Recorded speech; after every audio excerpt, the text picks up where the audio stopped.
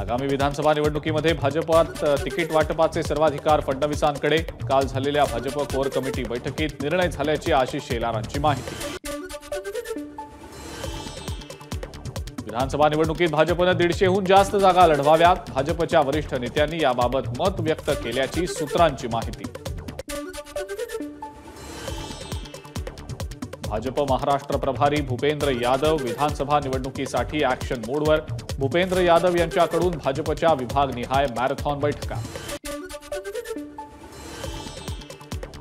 पुण्यातल्या शरद पवारांच्या मोदीबाग या निवासस्थानाबाहेर सुरक्षेत वाढ। काल सोलापुरातल्या कुर्डुवाडीत मराठा आंदोलकांनी पवारांची गाडी अडवली, तर आजही पवारांच्या निवासस्थानाबाहेर आंदोलनाची शक्यता असल्यानं सुरक्षेत वाढ।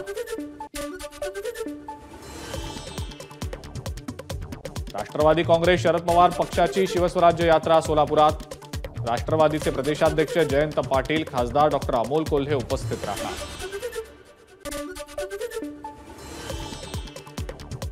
राष्ट्रवादी शरद पवार पक्षाच्या शिवस्वराज्य यात्रेचं स्फूर्तिगीत जारी। निष्ठावंतांची निघाली स्वारी अशा आशयाचं स्फूर्तिगीत जयंत पाटलांनी सोशल मीडियावर केलं पोस्ट।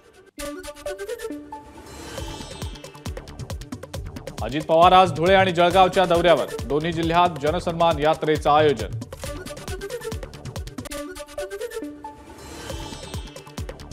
मालेगाव, धुळे आणि जळगाव जिल्हा दौऱ्यावर असलेल्या अजित पवारांच्या सुरक्षेमध्ये वाढ। अजित पवारांची विशेष काळजी घेण्याच्या गुप्तवार्ता विभागाच्या सूचनेनंतर पोलीस प्रशासन अलर्ट मोडवर। अजित पवारांनी माजी आमदार आसिफ शेख यांची घेतली भेट, त्यामुळे आसिफ शेख मालेगाव मध्य विधानसभा मतदारसंघातनं राष्ट्रवादी महायुतीचे उमेदवार असणार का, अशा चर्चांना उधाण।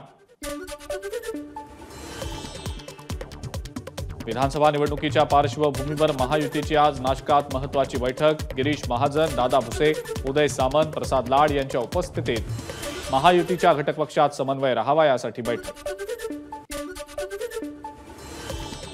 देवेंद्र फडणवीसांच्या विरोधात लढण्यास काँग्रेसमधून अनेक जण इच्छुक। विकास ठाकरेंची माहिती। नागपुरातल्या 6 मतदारसंघांसाठी 71 इच्छुकांनी काँग्रेसकडे अर्ज केल्याचीही विकास ठाकरेंची माहिती।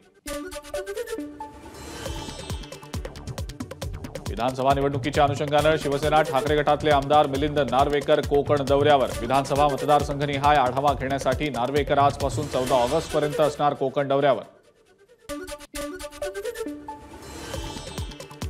माजी मंत्री शिवाजीराव कर्डिलेंच्या पाठोपाठ भाजपमधूनच सुवर्णा पाचपुतेही श्रीगोंदा मतदारसंघातनं निवडणूक लढण्याच्या तयारीत। सुवर्णा पाचपुते फिक्स उमेदवार असे बॅनर झळकल्यानं आता कुणाला उमेदवारी मिळणार याकडे लक्ष।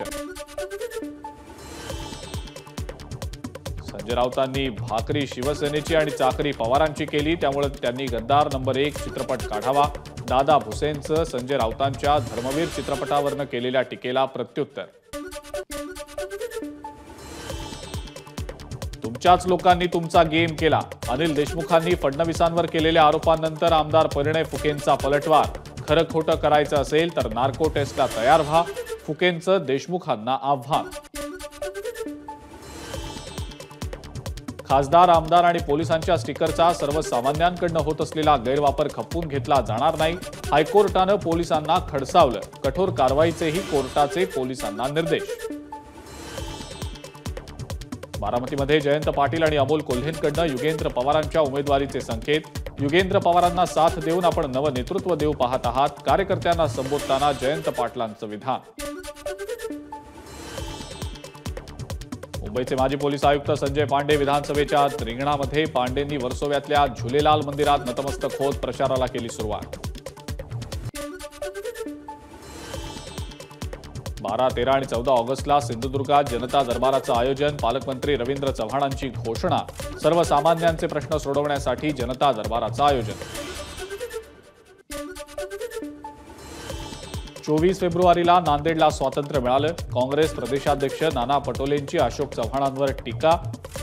अशोक चव्हाणांनी 24 फेब्रुवारीला भाजपात प्रवेश केल्यानं पटोलेंची टीका।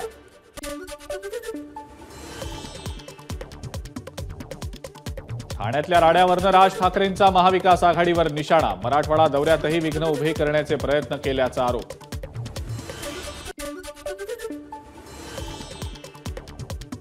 ठाण्यामध्ये झालेल्या राडा प्रकरणी नौपाडा पोलीस स्टेशनमध्ये 2 वेगवेगळे गुन्हे दाखल. हल्ला करण्यासाठी प्रवृत्त केल्याप्रकरणी अविनाश जाधव मुख्य आरोपी. एबीपी माझा, उघडा डोळे बघा नीट.